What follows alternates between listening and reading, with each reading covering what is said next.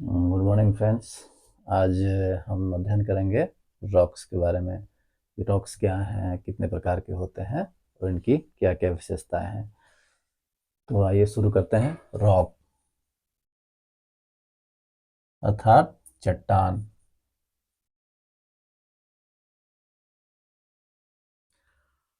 आज जो हम इस नेचुरल एक चट्टान के बारे में जो हम अध्ययन करने जा रहे हैं, ये सब्जेक्ट चूँकि ज्योग्राफी के अंतर्गत आता है और ज्योग्राफी के अंतर्गत नेचुरल जितनी भी चीज़ें हैं, हम जानते हैं कि एक खूबसूरत वादी और एक पहाड़, पर्वत, मैदान, जहाँ हम लोग घूमते हैं, अगर देखते हैं और तो एक बहुत ही अच्छा लगता है, एक बहुत ही मनोरम दृश्य लगता है। तो एक नेचुरल चीज़ों को पढ़ने में एक अलग ही आनंद है, एक अलग ही खूबसूरती है, एक अलग ही इंटरेस्ट है। बाकी सब सब्जेक्ट्स जो हैं वो भी तो ठीक है, लेकिन चूँकि ज्योग्राफी का ये जो पार्ट है, चूँकि जिनसे हम रूबरू होते हैं, देखते हैं, सुनते हैं, पहचानते हैं, जानते हैं, विज़िट करते हैं कहीं, तो एक पहाड़ों को देख के, पर्वतों को देख के, नदियों को देख के, झरनों को देख के एक अलग ही आनंद की अनुभूति होती है, एक अलग ही इंटरेस्ट पैदा होता है कि ये चीज़ें कैसी हैं, क्या है। तो उन्हीं ज्योग्राफी के अंतर्गत हम देखेंगे आज रॉक के बारे में, अर्थात चट्टान। एक पृथ्वी पर बनने वाली एक क्रिया है जिसके माध्यम से बहुत सारे जो चट्टान हैं वो मिलते हैं। आप कहीं गए होंगे, बच्चे भी जब जाते हैं कहीं घूमने के लिए, विजिट करने के लिए, स्कूलों के माध्यम से चाहे कहीं जाते हैं तो पर्वत देखते हैं, पहाड़ देखते हैं। तो उन्हीं पर्वत और पहाड़ में एक आता है, देखते हैं बच्चे, जिसमें होता है रॉक, चट्टान, एक बड़ा पत्थर का एक रूप, एक पहाड़ का एक बड़ा रूप। तो ये चट्टान क्या है, उनकी क्या विशेषताएं हैं, ये हम जानेंगे। तो चट्टान चूंकि बनने का एक प्रक्रिया है और कोई भी चीज़ एक तरह से एक फॉर्मेशन के हिसाब से बनता है और फिर बन के फिर एक नए फॉर्मेशन से स्टार्ट होता है, फिर ये एक चक्र है, एक सर्किल है, चलते रहता है। जैसे मान लीजिए कि ये पृथ्वी है और पृथ्वी में ये जो सेल जो बनता है, ये जो बनते हैं सेल, फिर ये एक नए सेल के रूप में बनते हैं और ये एक प्रोसेस के तहत फिर आपको ये फिर मिट्टी में ये चले जाते हैं, एक टूट फूट के वजह से, एक छोटे पार्टिकल्स की वजह से, और फिर से इस लावा के रूप में बाहर निकलते हैं और फिर से एक नए रॉक, और फिर एक दूसरा रॉक, तीसरा रॉक, और फिर रॉक के माध्यम से फिर टूट कर इसके छोटे छोटे भाग में ये पृथ्वी पर चले जाते हैं। तो ये जो चक्र है, जो सर्किल है, ये चलते रहता है, ये खत्म होने वाला नहीं है। जैसे आप पानी के बारे में जानते हैं कि पानी का जो वर्षा होती है, फिर वर्षा की बूंदें नीचे गिरती है, नदियों में जाती है, फिर एक वाष्पीकरण होता है और फिर वाष्पीकरण के प्रोसेस से ये फिर एक बारिश का ये जो रूप है, ये चलते रहता है, एक सर्किल चलते रहता है। तो वही रॉक में भी हम देखेंगे कि ये सर्किल जो है, इसका ये जो चक्र है, ये हमेशा चलते रहता है। तो चट्टान जो है मुख्यतः तीन प्रकार के होते हैं, जिसमें पहला होता है इग्नियस रॉक। इग्नियस रॉक अर्थात अग्न्य चट्टान, अग्न्य चट्टान। और दूसरा होता है सेडिमेंट्री रॉक, सेडिमेंट्री रॉक अर्थात अवसादी चट्टान। और तीसरा होता है मेटामॉर्फिक रॉक, मेटामॉर्फिक रॉक अर्थात कायांतरित चट्टान, कायांतरित चट्टान अर्थात इसको रूपांतरित चट्टान भी कहते हैं। और असादी सेल को हम परतदार सेल भी कहते हैं, परतदार चट्टान भी कहते हैं। तो इसके बारे में हम अब बारी बारी से अध्ययन करेंगे। तो फर्स्ट नंबर में आते हैं हम इग्नियस रॉक के बारे में। इग्नियस रॉक को हम प्राइमरी रॉक भी कहते हैं, प्राइमरी रॉक भी कहते हैं। अर्थात ये मूल चट्टान है। मूल चट्टान इसको कहते हैं और इन्हीं मूल चट्टान से आपको सेडिमेंट्री रॉक और मेटामॉर्फिक रॉक बनते हैं और फिर मेटामॉर्फिक रॉक से एक अलग तरह के चट्टान बन जाते हैं जो मेटामॉर्फिक का ही एक अलग रूप होते हैं। तो इग्नियस रॉक के बारे में जो विशेषताएं हैं हम आज जानेंगे इस मूल चट्टान के बारे में, एक प्राथमिक इस चट्टान के बारे में। तो ये जो पृथ्वी का क्रस्ट है इसमें बहुत सारे खनिज तत्व पाए जाते हैं,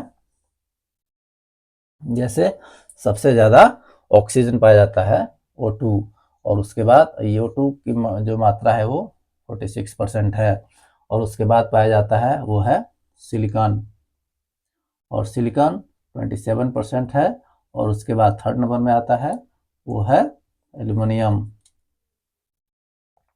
और एल्यूमिनियम जो है वो 8% है। इसके अलावा आयरन इत्यादि और सारे खनिज तत्व पाए जाते हैं। तो मुख्यतः ये जो है ये क्रस्ट में 8 टाइप्स के ये खनिज तत्व पाए जाते हैं, 8 प्रकार के, और भी बहुत सारे हैं लेकिन मुख्यतः 8 प्रकार के ये खनिज तत्व पाए जाते हैं। तो ये जो हम अग्न्य सेल के बारे में जानेंगे, इसमें क्या हुआ है, धरती के नीचे जो है एक मैग्मा के रूप में ये बाहर निकलते हैं और ये आग के फॉर्म में ये जो आयरन है, निकल है इत्यादि ये जो है मिलते हैं। तो आयरन जो है इस ये आग के फॉर्म में है, एक लिक्विड गर्म लावा के रूप में है, ये जो पृथ्वी के अंदर खौलते रहता है एक तरह से। और यही जब पृथ्वी पर ये जो ज्वालामुखी उद्गार होता है, ये जो क्रस्ट है इसमें से बाहर जो ये मैग्मा निकलते हैं और यही मैग्मा निकलकर बाहर एक ठोस रूप ले लेते हैं, एक कठोर रूप ले लेते हैं, जो इसे हम अग्न्य शेल कहते हैं, अग्न्य चट्टान कहते हैं। तो अग्न्य चट्टान ही बाद में जाके सेडिमेंट्री रॉक बनते हैं और उसके बाद मेटामॉर्फिक रॉक बनते हैं। तो इसकी क्या है विशेषता अग्न्य सेल की, ये हम आज देखेंगे। अग्न्य सेल जो है ये जो प्राइमरी सेल है, प्राइमरी चट्टान है, इसकी विशेषता ये है कि ये जीवाश्म रहित होते हैं, जीवाश्म रहित होते हैं अर्थात जीवों की इसमें संभावना नहीं होती है। संभावना इसलिए नहीं होती है कि ये जो हीट है, ये गर्मी है, इतनी गर्मी रहती है, इतना लिक्विड फॉर्म में जो आग है, इतना आग इसमें रहता है कि कोई भी जीव इसमें रह नहीं सकता, अर्थात डेड हो जाते हैं और ये बिल्कुल जीवाश्म रहित सेल ये होता है। कई बार क्वेश्चंस में पूछा जाता है कि जीवाश्म रहित कौन सा सेल है, तो अग्न्य सेल है। तो जीवाश्म रहित इसकी विशेषता में हम अगर कोई पूछता है, कोई क्वेश्चन आता है तो हम इसको बताएंगे जीवाश्म रहित है। तो उसके बाद इसकी और विशेषता के बारे में हम जानते हैं कि इसकी विशेषताओं में हम जब ये ज्वालामुखी का उद्गार होता है तो उद्गार होने के क्रम में ये 2 फॉर्म में ये बाहर आते हैं। जैसे जो एक होता है जिसको बोलते हैं वो बेसाल्ट, और जो नीचे के भाग में जो कुछ पार्ट रह जाते हैं उनको बोलते हैं ग्रेनाइट। ये अग्न्य सेल के ही 2 उदाहरण हैं।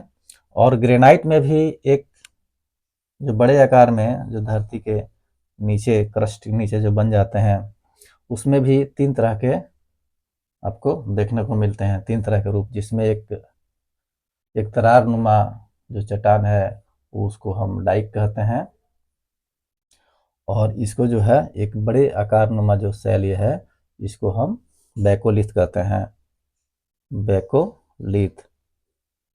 और इसी बैकोलिथ से एक छोटा रूप ले लेता है पहाड़ का, इसको हम लेकोलिथ कहते हैं, लेकोलिथ कहते हैं। और एक लहरनुमा आकृति का एक होता है, इसको हम बोलते हैं फैकोलिथ, फैकोलिथ। तो ये क्रस्ट के नीचे कुछ ये एग्जाम्पल्स हुए अग्न्य सेल के ही, जिनको बैकोलिथ एक बड़े आकार का, उसके बाद एक आपको एक दरार नुमा रहता है चट्टान, इसको डाइक बोलते हैं, एक लहरदार नुमा जो रहता है इसको फैकोलिथ, और एक छोटे आकार में रहता है उसको लेकोलिथ कहते हैं। तो जब ये बाहर आते हैं तो ये बेसाल्ट का रूप ले लेते हैं और ये कठोर होते हैं, ठोस रूप में होते हैं। तो ठोस रूप में होने के बाद क्या होता है कि इसमें ये जीवाश्म रहित होते हैं, इसमें जीवों का कोई अंश नहीं होता है और ये मौलिक चट्टान इनको बोलते हैं। ये रहा इसकी विशेषता। और इसमें कुछ जो और भी, जैसे इसमें बिटुमिनस जो है कोयला है, इसमें पाया जाता है बिटुमिनस कोयला के अलावा। अब नेक्स्ट हम चलते हैं सेडिमेंट्री रॉक की तरफ। सेडिमेंट्री रॉक अर्थात अवसादी चट्टान। अवसादी चट्टान को हम परतदार चट्टान भी कहते हैं। तो ये अवसादी चट्टान का निर्माण कैसे होता है, इनका फॉर्मेशन कैसे होता है, इनका क्या क्रिएशन का रूप है, ये हम देखेंगे। तो क्या होता है कि नेचुरल रीजन्स की वजह से, प्राकृतिक कारण में, जिसमें दाब हो गया, ताप हो गया, वर्षा हो गई, आंधी हो गया, तूफान हो गया, एक लंबा समय, एक लंबा इंतजार के बाद, एक लंबे इंतजार के बाद यही टूट फूट कर एक छोटे छोटे कर्व में, पार्टिकल में बन के ये बन जाते हैं अवसादी सेल, जिसको हम सेडिमेंट्री रॉक कहते हैं। और ये इसकी विशेषता है, सबसे सर्वप्रमुख विशेषता यह है कि ये जीवाश्म युक्त होते हैं, अर्थात इसमें जीवों की मात्रा पाई जाती है। इसमें जीव, इससे क्या होता है कि परतों में विभक्त होता है। ये जो इग्नियस रॉक है, ये टूटे फूटे बारिश की वजह से, आंधी तूफान की वजह से, फिर एक जमा होते गए, एक वेस्ट मटेरियल के रूप में जमा होते होते होते फिर एक पौधे, पेड़ पौधे इत्यादि जीव जंतु उसमें फंसते गए और एक फिर दूसरा लेयर बनता है। और इसीलिए इसको जीवाश्म युक्त रॉक माना गया है, इसको परतदार चट्टान माना गया है। ये आपको मौलिक चट्टान इग्नियस रॉक से ही बनते हैं। और इसकी दूसरी विशेषता यह है कि इसमें खनिज तेल पाए जाते हैं। खनिज तेल जो पेट्रोलियम वगैरह है, ये इसी में मिलते हैं। और जो कोयला है इत्यादि इसी में पाए जाते हैं। तो इसके सबसे जो दो मुख्य विशेषता है वो है जीवाश्म युक्त होते हैं और खनिज तेल इत्यादि इसमें पाए जाते हैं। और नेक्स्ट पॉइंट पे चलते हैं इसके। तो नेक्स्ट पॉइंट में जो है इसमें जो मिलता है वो चूना पत्थर है। चूना पत्थर था अर्थात लाइम स्टोन इसमें पाया जाता है। और नेक्स्ट इसमें जो है वो बलुआ पत्थर भी इसमें पाया जाता है। तो चूना पत्थर आप जानते होंगे कि चूना पत्थर जो है आगरा का जो ये है ताजमहल है, वो संगमरमर से बना हुआ है। ये चूना वाइट है और ये चूना भी आप जानते हैं कि ये वाइट रहता है, एक सॉफ्ट रहता है। तो दोनों से मैचिंग करके आप ये जान सकते हैं कि जो चूना पत्थर है वो संगमरमर में कन्वर्ट हो जाता है और उस संगमरमर जो है वो आगरा का जो ताजमहल है वो संगमरमर है। और बलुआ पत्थर जो है वो ये लाल कलर का होता है। और ये क्या हो जाता है, ये बाद में ये आप जैसे कि जो देखते होंगे कि लाल किला वगैरह, ये जो है ये सब उन्हीं से बना हुआ है, इसी पत्थर से, बलुआ पत्थर से बना हुआ है। तो ये कुछ मुख्य विशेषताएं हैं जो सेडिमेंट्री रॉक के हैं। ये जीवाश्म युक्त होते हैं, खनिज तेल की मात्रा इत्यादि इसमें रहती है, कोयला वगैरह मिलते हैं, चूना पत्थर, बलुआ पत्थर। और एक नेक्स्ट जो है ये आप जानते होंगे लोयस का पठार। वास्तव में क्या होते हैं कि लोयस का पठार जो है ये बालू के ढेर होते हैं। चाइना में एक तकला मकान एक जगह है जहाँ पे ये बालू के प्रोसेस से ये लोयस का पठार बनता है। बालू से के प्रोसेस से कहने का मतलब है कि जब हवाएं चलती है तेजी में और आंधी तूफान आता है तो ये जो मरुस्थल है यहाँ चाइना में, इस मरुस्थल से ही जो है बालू उड़ के आते हैं और उड़ने के क्रम में एक नए सेल नुमा आकार का निर्माण करते हैं जिसे लोयस का पठार कहते हैं।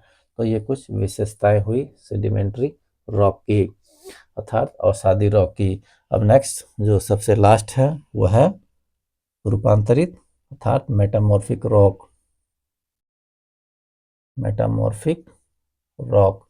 अर्थात कायांतरित चट्टान या रूपांतरित चट्टान। चूंकि नाम से ही स्पष्ट है कि रूपांतरित रूप का बदल जाना, कायांतरित मतलब काया अर्थात चेंज हो जाना रूपों का, यही होता है कायांतरित चट्टान या रूपांतरित चट्टान।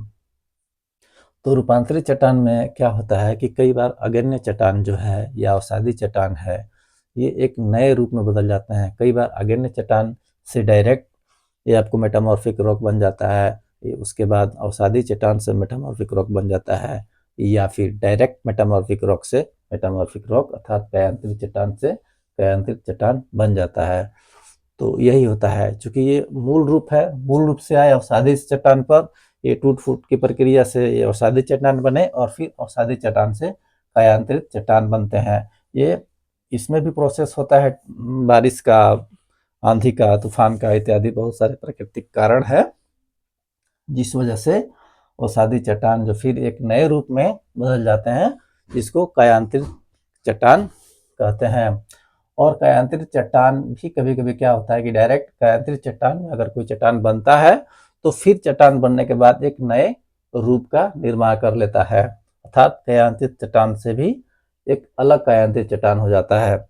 तो ये डायरेक्ट अग्न्य चट्टान से बन सकते हैं या अवसादी चट्टान से बन सकते हैं, या फिर कायांतरित चट्टान ही एक अलग से कायांतरित चट्टान बन जाता है।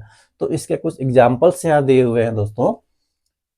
ये जो मेन रॉक है, इग्नियस रॉक, इसमें ग्रेनाइट नीस में बदल जाता है, बेसाल्ट सिल्ट में बदल जाता है, और बिटुमिनस कोयला ग्रेफाइट में बदल जाता है। उसके बाद सेडिमेंट्री रॉक है, ये चूना पत्थर जो है संगमरमर में बदल जाता है, बालू का पत्थर क्वार्टाइज में बदल जाता है, और डोलोमाइट संगमरमर में बदल जाता है।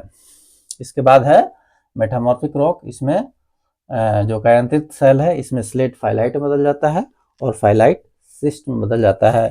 तो आज हमने जाना रॉक क्या है, विभिन्न खनिज तत्व जो है उनका उन्हीं से इनका क्रिएशन होता है, उन्हीं से इनका निर्माण होता है, और ये विभिन्न रूपों में पाए जाते हैं, और उनके कौन कौन से प्रकार हैं, उनकी क्या क्या विशेषताएं हैं, और ऑब्जेक्टिव कौन कौन से ऑब्जेक्टिव्स बनते हैं एग्जामिनेशंस में। इसको अगर हम ठीक से भली भांति इसको हम समझ लेंगे तो हम इसको कोई भी क्वेश्चन अगर आता है इससे रिलेटेड तो वो छूटेगा नहीं, और किसी भी चीज़ को अगर हम कोई डीपली उसका अंडरस्टैंडिंग करते हैं, समझते हैं ठीक से, तो ना सिर्फ ये आपको ऑब्जेक्टिव के अलावा भी बहुत सारे उस क्वेश्चंस जो है जो उसके लॉन्ग आंसर्स होते हैं वो उसको हम दे पाएंगे। इसलिए उसको समझना बहुत बेहद ज़रूरी है कि आखिर ये कोई भी टॉपिक है वो क्या है, उसकी क्या विशेषताएं हैं, एक्चुअली उसका डीपली नॉलेज भी हमको चाहिए। तो थैंक यू दोस्तों, फिर मिलते हैं अगले वीडियो में। नमस्कार।